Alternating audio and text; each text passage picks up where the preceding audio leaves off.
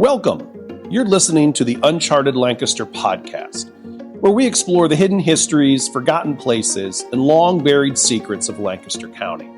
Using modern digital storytelling tools, each episode brings a new piece of local lore to life, revealing the strange, the surprising, and the stories history left behind. Let's begin. Okay, so let's get into it. We're going to unpack a really forgotten chapter of American commerce today. Right. We're talking about the infrastructure that came way before the big canals, before the railroads. This was an era where the nation's most important building material was moved, not by steam, but by, just sheer human nerve and the power of the seasons. Exactly. We're doing a deep dive into this 300-mile watery interstate that, literally built the early nation. The Susquehanna River. It's such a critical piece of logistics history, but it always seems to get pushed to the side, like a footnote. Yeah. For more than a century, the Susquehanna, which flows all the way from upstate New York down through central Pennsylvania and out to the Chesapeake Bay, that was the supply line. The main artery. The main artery, yeah. And our sources today, they really get into the nitty-gritty of the logistics, the incredible danger involved, and this unique, rugged culture of the men who did it, the log Raftmen. And this wasn't a short period either. We're talking from the American Revolution all the way up to the edge of World War I. A huge span of time. So our mission here is to get a real handle on this era. And the image you have to keep in your head is just one of astonishing scale. And it's hard to even picture. Right. These massive rafts, sometimes a football field long, 300 feet. Yeah. All lashed together with, green saplings? Just wood and muscle. Guided down these ridiculously fast, rocky currents. It's basically the story of how America got the wood it needed to become America. And, there's a really critical irony here that we have to start with. Okay. Think about the American cowboy. Right, the icon, the Marlboro Man. Exactly, the great mythic figure. Well, these Raftmen, they provided the raw materials that framed the houses, that built the factories, that raised the masts for the entire shipping fleets of Baltimore and Philadelphia. So arguably more essential, at least for the East Coast. Way more essential for building the cities. But because their work was seasonal and it was tied to this one river, they never got that same legendary status. They're the forgotten logistical backbone of the nation. So to really get why these men would risk their lives, piloting logs down 300 miles of rapids, we have to start at the source. The forest itself. The forest. And the sheer, almost mythical abundance of Pennsylvania's virgin forests. The numbers are staggering. Before 1580, conservationists figured that 95% of the state was just covered.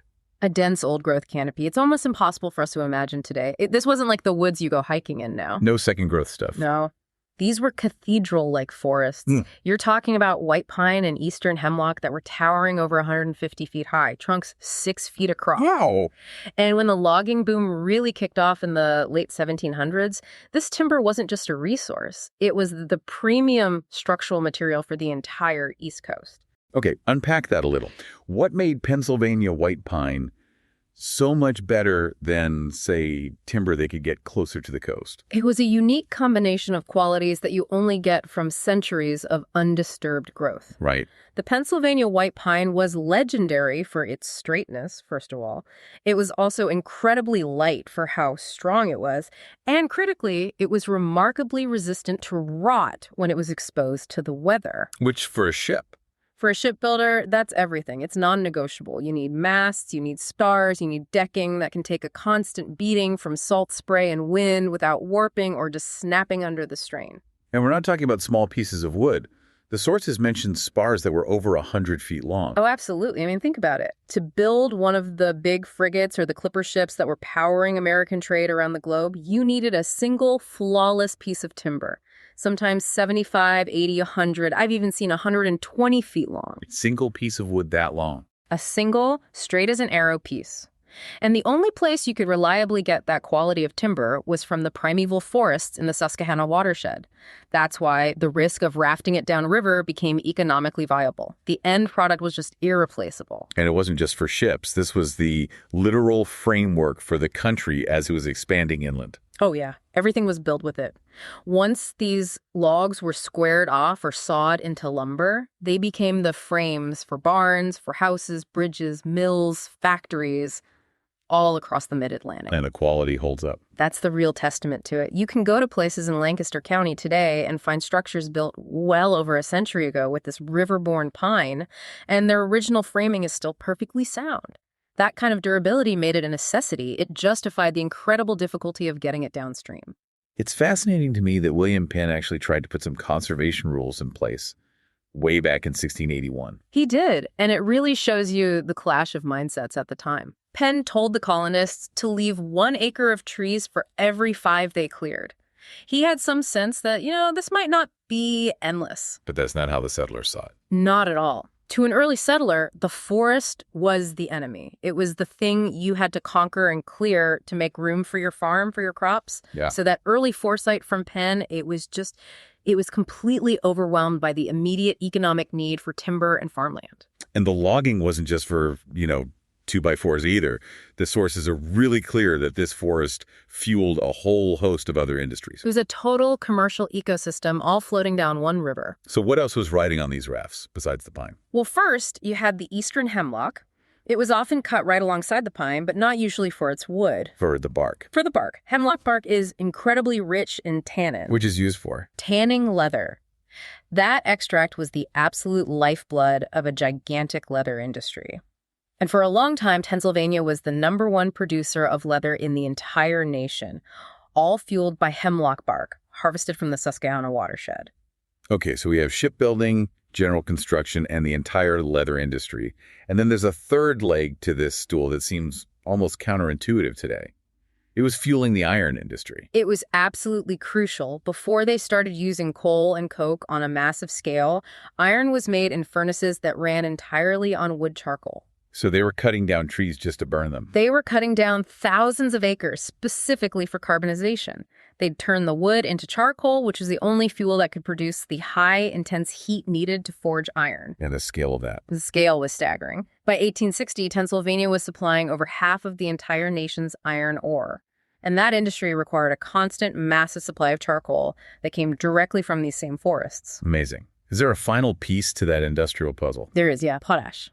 It was made from wood ashes. After they cleared the land and burned all the leftover debris, they would collect the ashes to create potash. And that was used for what? It wasn't glamorous, but it was essential for making soap, fertilizers, glass, and dyes. All things a growing industrial society needs. So when you look at that river, it wasn't just moving logs, it was moving the raw ingredients for ships, for houses, for clothing, for weapons. The entire economic engine of this huge central part of the country depended on getting that stuff downriver. That completely reframes the whole picture. This wasn't just some niche logging trade. Not at all. It was the foundation of the state's entire 19th century economy. The urgency to get that resource to market is what explains the crazy, extraordinary lengths they had to go to next. Exactly. The value of that timber was so high, it justified what was this incredibly difficult, almost primal logistical chain. And, getting the tree from the top of the mountain down to the water, that was often seen as the hardest, most dangerous part of the whole job. So help us picture this process. When are the loggers going into the woods? And why was the timing so critical? The whole cycle was completely dictated by the seasons. Logging was, believe it or not, a winter job, not a summer one. Really? Yeah. They might start felling the trees in August and cut through the fall, but the really critical work, getting the logs moved, that had to wait for winter. You needed hard, frozen ground. And even better, you needed deep snow and ice. What's the problem if they try to move these huge logs, a 120-foot spar, without frozen ground? Mud. It's that simple. You try to drag a multi-ton log through mud or soft soil, you'll tear up the land, the oxen will get bogged down, and you'll ruin the valuable timber itself by grinding dirt and grit into it. So the snow and ice was like a natural lubricant. It was perfect natural infrastructure. It cut the friction down dramatically, and it allowed a team of oxen and later horses to move an enormous amount of weight. And what were the methods they used to get them down these steep mountainsides to the smaller streams? Well, they had a few different approaches. The simplest was what they called a trailing slide. It was basically just a furrow. They'd dig into the dirt and maybe grease it with some animal fat if they had to. A bit more sophisticated than that. A bit. The next step up was a V-shaped log slide. These were like huge, continuous chutes. They'd build them by cutting long sections out of beech trees and laying them end to end all the way down the slope. That sounds terrifying. Yeah. Trying to control tons of wood speeding down a hill. The danger was off the charts. The sources are filled with stories about the peril of these slides. Once a big log started gathering speed, it was an uncontrollable missile. Right. The constant fear was that a log would just jump the track, fly out of the slide. And you found that one incredible anecdote. The photograph, yeah. It shows this massive log that had leaped out of its slide and literally skewered a huge standing tree. Split the live tree right up the middle, and the log is just stuck there, impaled horizontally. Like a giant wooden arrow. It just shows the terrifying momentum they were dealing with. It was pure frontier engineering, just physics and brute force. So once they got the logs down to the tributary, they'd just sit there, sometimes for months, waiting for the seasons to change again. They were waiting for one thing, the spring freshet. The big melt. The big melt, that was the high season. The melting snows and the heavy spring rains would swell the river, sometimes by several feet, making it deep enough and fast enough to float the rafts they were about to build. Before they even built the rafts, they had to get the logs down the smaller streams. That was the log drive. They'd float the logs individually down the little creeks and streams, and these crews of river rats would use long poles to keep millions of board feet of timber moving until they reached a calm cove or a pond where they could assemble the rafts. Okay, now the assembly. This is an engineering marvel to me. Yeah. How do you bind hundreds of logs into a single navigable platform using nothing but green wood? It's just a brilliant example of low-tech, sustainable ingenuity.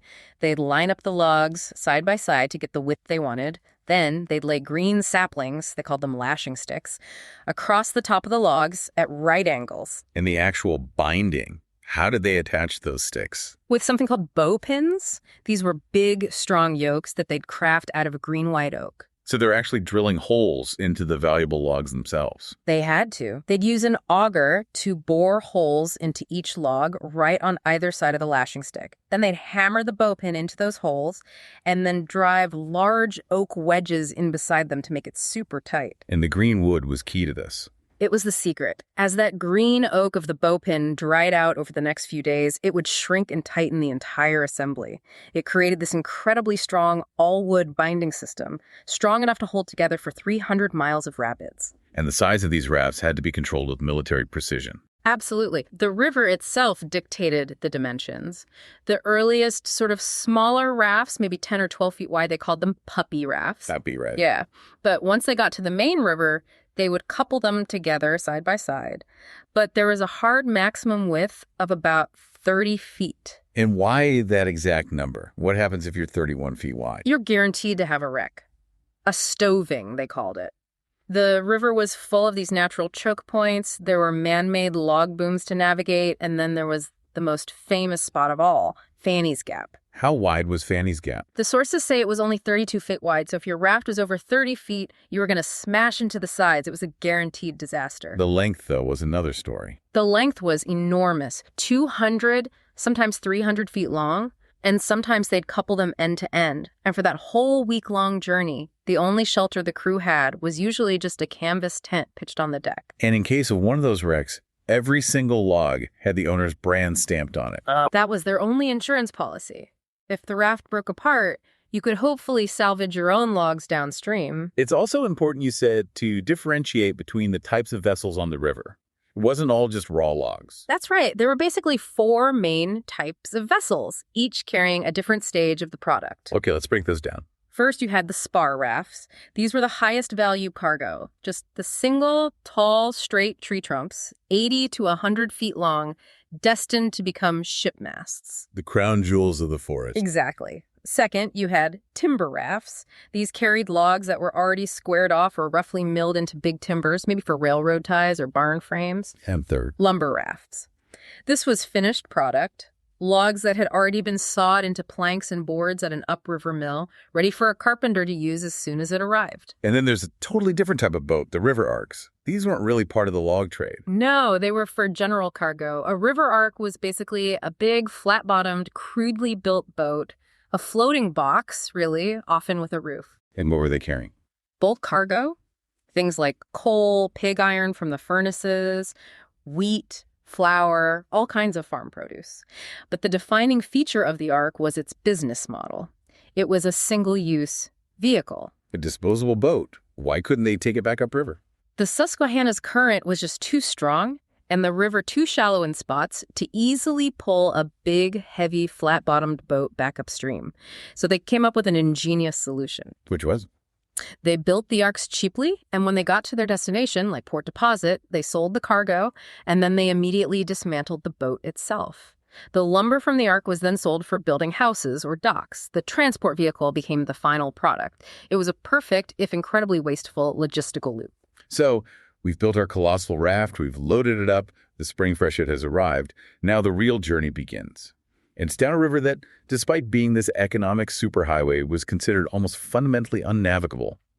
What made the Susquehanna so uniquely dangerous? It was just a chaotic combination of things. The current was incredibly swift, it was shallow in a lot of places, and it was absolutely littered with rocks, rapids, and falls. And it wasn't a static environment either. That's what made it so much worse. The riverbed was constantly changing. Every year, the spring floods would move sandbars around, shift gravel deposits, and even move big rocks. So a pilot's knowledge from last year might be useless or even dangerous this year. So you couldn't use charts? No charts. You had to rely on a phenomenal, constantly updated mental map of the river. Which brings us to the pilot. This sounds like a job that required an incredible level of expertise. The pilot was everything. They called him the all-important man. A typical crew was the pilot, a steersman, and maybe 4 to 8 other guys for muscle.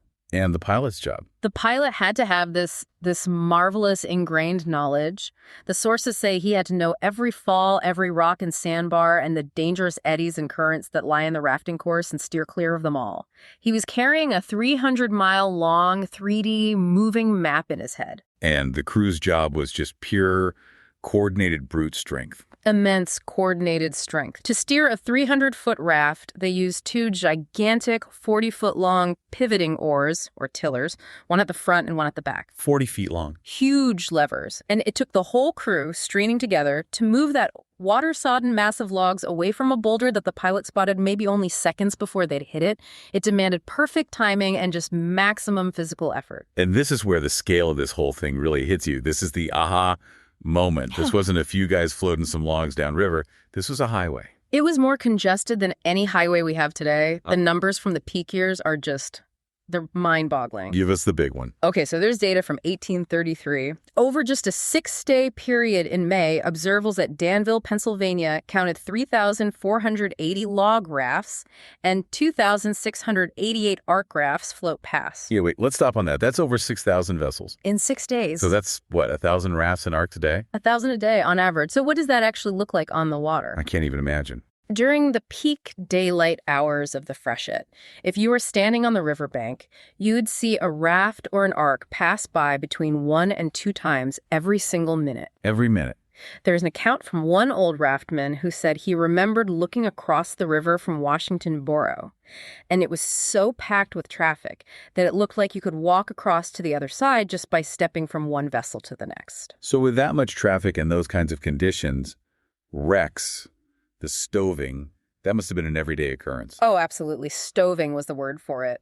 When a raft hit a rock or got caught in a current and slammed into the shore, the lashings would snap and this huge structure would just splinter into dozens of smaller pieces. And the logs themselves wouldn't sink? No, but trying to salvage them, trying to relash them together in the middle of a freezing, raging river, it was exhausting and it was deadly work. And the danger wasn't just hitting rocks. The sources say fatalities were common, and sometimes for really surprising reasons. That's right. I mean, a lot of guys just got pitched into the icy water by a sudden jolt. But the steering oars themselves were a huge hazard. But the killers. Yeah. Imagine you're trying to manhandle a 40-foot oar in heavy rapids. If the pilot accidentally dips that massive blade into a bad eddy, the force of the water could catch it and send the handle sweeping back with incredible violence. And if you're standing in the way, it would knock you clean off the deck into the current. And in that icy water, hypothermia or just being dragged under was a constant threat. So which parts of the river were the most feared? The legendary bottlenecks of the Susquehanna? The stretch below Marietta, down through Lancaster County, was famously treacherous. You needed incredible nerve to get through there. What were the names of these spots? Well, there was Conewago Falls, which was a whole series of rocky ledges. Then you had the Turkey Hill Narrows, Frey's Falls, Cully's Falls, which was near where the McCall's Ferry Dam is now, Horse Gap, Hollow Rock, and then the big one at the end, Baldfriar Falls. Baldfriar Falls seems to come up again and again in the accounts. It was a nightmare. It was notorious for wrecking rafts and boats right when they thought they were almost home free. The pilot would have to thread the needle through these boulder-choked channels. It was this sustained, nail-biting 6-hour run through the worst of it just to get past those last few miles. The entire trip was just one long exercise in crisis management. So after surviving all that chaos, all that congestion on the river, the rafts and arcs finally reached the marketplaces. We're moving from the wild river to the centers of commerce. Where did this watery highway end? Well, the main stops were in Lancaster County, towns like Marietta and Columbia. That's where a lot of the regional buying and selling happened. But the ultimate destinations were down in Maryland, at Tidewater, places like Port Deposit and Havre de Grace, right at the mouth of the Chesapeake Bay. The transfer hubs. Exactly. Those were the big hubs for getting the timber to the major shipbuilding yards on the East Coast. And this whole flow of commerce, it created this huge political and economic battle early on between Maryland and Pennsylvania. It was a fierce rivalry for who was going to control this wealth. And at first, Baltimore had the upper hand. Geographically, it's closest to the Chesapeake, so it got almost all of the early river trade. And they knew how important it was. Oh, they knew. Baltimore invested heavily. They spent something like $70,000 back in the late 1790s, which was a fortune just to clear rocks and improve the rafting channel between Columbia and Port Deposit. They were essentially paving their own watery road. That's a perfect way to put it. They even built a small canal to get rafts around the dangerous Baldfriar Falls. There were huge celebrations in Baltimore in 1800 when the first ark full of Pennsylvania wheat made it all the way down.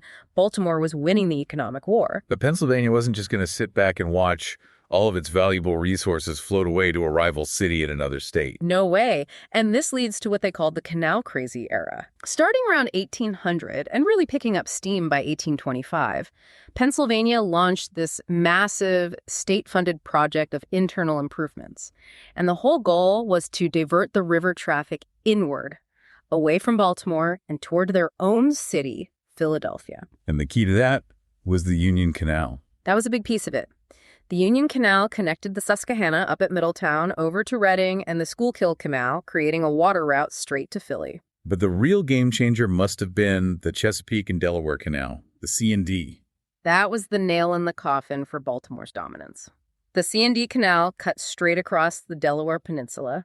It created a direct, sheltered water route from the top of the Chesapeake Bay right to the Delaware River in Philadelphia. So it siphoned off all the high-value cargo. Pretty much all of the ark and keelboat trade, the flour, the whiskey, the merchandise, it all got diverted away from Baltimore and went straight to Philly's docks. Baltimore didn't give up without a fight, though. They tried to use the new railroad technology. They fought back hard. A group of Baltimore businessmen chartered a railroad. Their plan was to run a line from Baltimore up to York Haven to tap the river traffic above the dangerous falls to basically intercept the trade before it could go south. A pretty audacious plan. It was. But the Pennsylvania legislature delivered the knockout punch. They simply refused to grant the charter for the railroad to cross into Pennsylvania soil. Wow. That move protected Philadelphia's canal system and basically sealed Baltimore's fate. They lost the majority of the Susquehanna trade. So let's focus on the town in Pennsylvania that really became the hub, Marietta in Lancaster County. How did it become the epicenter? Marietta was in the perfect spot. It was where the river started to widen and calm down, so it was a great place to handle these massive selling operations before the final dangerous push to Tidewater. It became the headquarters for all the big lumber purchasers. And you can see that in the town's history. You can. There's a tax list from 1814 that shows 9 lumber merchants, 21 carpenters, and 4 full-time raft pilots living there. The whole town's economy was built around the river. At one point, Marietta had over a dozen hotels and taverns just to serve the raftmen. And it even changed the way the town looked, physically. It did. Because there was so much lumber flooding into the town, a lot of the early houses in Marietta were built with wood siding with clapboard. Which was unusual for the area. Very unusual. The rest of Lancaster County was all about local fieldstone and brick. But Marietta was literally built from the product that was its lifeblood. So the big buyers, firms like B.F. Heistand, David Baird, Gillingham, and Cushman, they'd buy the timber in Marietta. But if it was destined for a big shipyard in, say, Camden or New York, it had one last really complex journey to make. That's right. And this is where we get to that fascinating floats process they used down at Port Deposit. This was specifically to get the really long timber through the C&D Canal. Exactly. The canal locks just couldn't handle these massive 100-foot spars if they were loose. So they had to package them. So explain this process. It sounds like they were intentionally sinking rafts. That's basically what they were doing. It was incredible. To make what they called a float, they would stack rafts 2, 3, sometimes 4 deep. Oh. They would rig the bottom raft with chains and use the current and heavy weights to force it just under the waterline. Then they'd float the next raft right on top of it and lash them together, creating this super deep stack of logs. A super deep cohesive stack. And then these powerful new steam tugboats would come and pull the entire float through the canal. It was this amazing industrial solution to a bottleneck that their own new infrastructure had created. We've followed the timber from the mountain all the way to the market. But now let's go back to the men themselves, the ones who made it all possible. The Raftmen. The sources call them rugged, hardy, daring, picturesque characters. What was this unique river culture like? Well, their whole personality seems to have been shaped by these intense periods of extreme danger, followed by these explosive moments of release. Yeah. On the water, they had to be tough, clear-headed, focused. But once they hit a town, they were legendary for their appetites. They were known as hard drinkers. And the local specialty was rye whiskey. Pure rye whiskey distilled right there in Lancaster County. And get this, it cost 3 cents a drink. 3 cents. At that price, it's not really a luxury. Yeah. It's just part of the culture. It was baked into the social fabric. It was how they unwound, how they built camaraderie. They were described as a jolly bunch, always bantering with people on the shore, playing jokes on each other. They had to rely on each other to survive. And there was entertainment on the rafts, too. Yeah. When they tied up for the night, the deck of the raft became their campfire, their living room. And the sources mention the strumming of a banjo or the weird notes of the violin played by one of the crew. They were bringing their own soundtrack to this otherwise desolate river landscape. But for me, the most unbelievable part of their story is the return trip. I mean, they've just delivered what's essentially hundreds of thousands of dollars worth of timber, and then they have to get home. And this is the part that really defines them, I think. It shows you the economic reality of their lives. The delivery was only half the job. Right. Once the raft was sold and taken apart, the entire crew, the pilot, the hands, they had to walk the whole way back upriver, sometimes 300 miles. On foot, to save their wages. To save their wages. Let's talk about the money. A pilot, the guy in charge, might make $20 for the entire trip. $20 for a week of life-threatening work. And out of that $20, he had to pay his crew. One account mentions a crewman might clear $50 for a really long trip, starting way up in New York. So paying for a horse or a stagecoach was just out of the question. It would have eaten up most, if not all, of their earnings. So the 300-mile walk was a non-negotiable part of the job. And these weren't casual strollers. These guys were endurance athletes. Unbelievable athletes. They were reportedly able to walk 50 to 60 miles in a single day. 50 to 60 miles. Day after day. And they were carrying their tools, their heavy augers, the bags of bow pins on their backs, through mire, rain, and all sorts of weather, as one account puts it. And yet this brutal walk was also described as a kind of psychological release valve for them. It was a total shift in mindset. They went from the intense, silent focus you need on a dangerous river to this loud, chaotic freedom on the path home. Right. The accounts describe the walk as a time for rip-roaring good times. They got full, had fights, played horse with one another. It was their vacation, their binge, before they had to go back to the quiet isolation of the logging camps for another year. But the walk home still had its own dangers. Just a different kind. Oh, yeah. The path went through some really wild, barely settled country in the river hills. And the sources specifically mention that the men walking home would sometimes run into wolves and panthers. Seriously, they were carrying their axes for protection as they trudged along these old Indian paths and ridges. And because so many men made this trip year after year, it created its own infrastructure. The Raftmen's Path. The path became this unofficial but essential piece of the whole system. And because you had hundreds, maybe thousands of men walking north all at once. This whole string of hotels, taverns, and boarding houses popped up along the route, specifically to cater to them. How big were these places? There must have been huge operations. Some of them were. We know some were big enough to feed and sleep 300 men in a single night. They became these cultural hubs along the path. You hear these great names like the Fight City Hotel, the Ferncliff Hotel, the McCall's Ferry Hotel. And some more colorful ones. Right, like the Devil's Hat. So this created a whole secondary economy, an entire industry based on capturing the raftmen's wages on their way home. A highly competitive one. A newspaper from the time noted that each mile house had its accommodations and other inducements to take away the raftmen's money. They were offering cheap whiskey, big meals, a place to sleep, all designed to separate a man from his cash before he made it all the way home. It was a tough, essential system that enabled the whole cycle to continue. So this incredible era, it lasted for well over a century. The peak years were roughly 1790 to 1870, but this high-risk, low-tech system, it couldn't last forever. What were the forces that finally brought the river highway to an end? It wasn't just one thing. It was really a perfect storm of three converging factors. Okay. The first, and maybe the most obvious one, was simply timber depletion. They cut it all down. That once seemingly endless supply of virgin forest just ran out, especially the really valuable stuff, those 120-foot spars for ships. They were gone.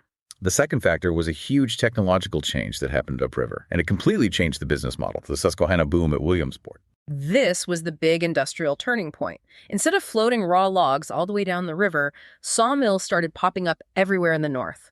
And the Susquehanna boom was what fed them. So what was the boom? Exactly. It was this massive structure, a 7-mile-long barrier of floating logs that was anchored in the river by these huge man-made islands of stone and timber. It was basically a giant net. And it could hold how much? By 1856, it was strong enough to hold 300 million board feet of logs at one time. So the boom just caught everything. It stopped the logs from ever getting to the southern markets in their raw form. Exactly. The logs would hit the boom at Williamsport, they'd get sorted, sent to one of the local sawmills, processed into finished lumber, and then shipped out by land. And this made Williamsport. It made Williamsport the lumber capital of the world. And here's a crazy statistic for you. During its peak, from 1861 to 1891, Williamsport had more millionaires per capita than any other city in the United States. Wow. So that radically shifted the entire economy upriver. After that, only the absolute best spar timber even bothered making the long raft journey south. And the third factor, the final nail in the coffin, was the very transportation system that Pennsylvania had fought so hard to create, the railroads. The railroads were the killer app. They were fast, they could run year-round, and they didn't depend on the seasonal high water of the freshet. They were reliable. Totally reliable. The Columbia-Philadelphia Railroad opened way back in 1832. But the really critical one was the Columbia and Port Deposit Railroad, which was built right along the lower river bank in 1876.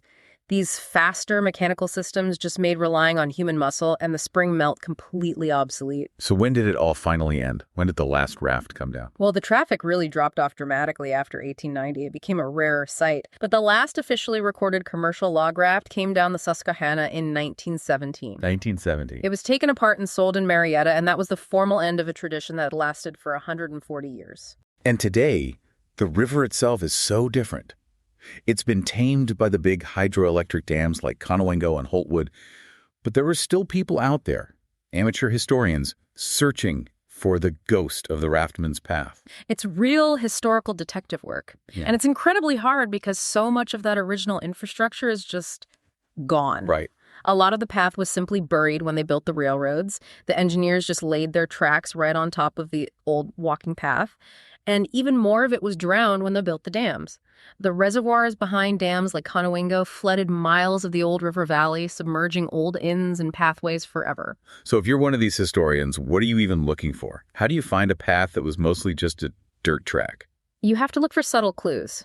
One historian mentioned you look for a creek, because any inn or hotel would have needed a reliable source of fresh water. So a creek crossing is a good place to start. You look for things like old foundation stones, stray bricks, or even non-native plants like daffodils that someone might have planted in a garden 150 years ago. And you mentioned that great anecdote about the Ferncliff Hotel. Yeah, it's a perfect example. The historians located the foundation of the old Ferncliff Hotel. And locally, it had this legend of being the haunted inn because people always heard strange noises there. So was it haunted? Turns out the ghost was just squirrels running across a loose floorboard in the abandoned building that stood there later. But in debunking the ghost story, they preserved the real history of the site. And then there's that incredible violent story about the end of the Fights Eddie Hotel. It really shows the brute force of the new industrial age. It really does. The Fight City Hotel was right next to this 170-foot-tall sheer cliff of rock that forced the Raftmen to climb way up and over on their walk home. Right. Well, in 1907, the railroad needed to straighten its tracks, and instead of going around the rock, they just decided to blast it out of the way. And the hotel? The hotel was in the blast zone, so they just razed it, tore down this place that had served Raftmen for generations just to blow up a rock, and the explosion itself was legendary. One detonation was so powerful it actually crumbled a house on an island in the middle of the river. It's the perfect metaphor. The railroad literally blasting away the infrastructure of the rafting era. So if you go stand by the river today, is there anything left to see? Any physical monument to this whole forgotten industry? There is. The most visible remnants are the boom cribs up at Williamsport. The anchors for the boom. The anchors for the boom. These man-made islands of stone and sunken timbers are still there, sitting in the riverbed. Silent, rugged monuments to the very industry that ultimately killed the rafting trade downstream. It's a really poignant end to this whole massive historical movement. The sources sum it up so well. The picturesque characters, their frock coats, the busy hotels, the sound of the violin on the rafts. It has all vanished. And all we're left with is a glimpse of the trails. So when you boil it all down, what's the big takeaway from this deep dive? I think what we've uncovered is this crucial, incredibly low-tech but high-risk supply chain. And for more than a century, it successfully connected the primeval forests of the north with the growing cities of the east.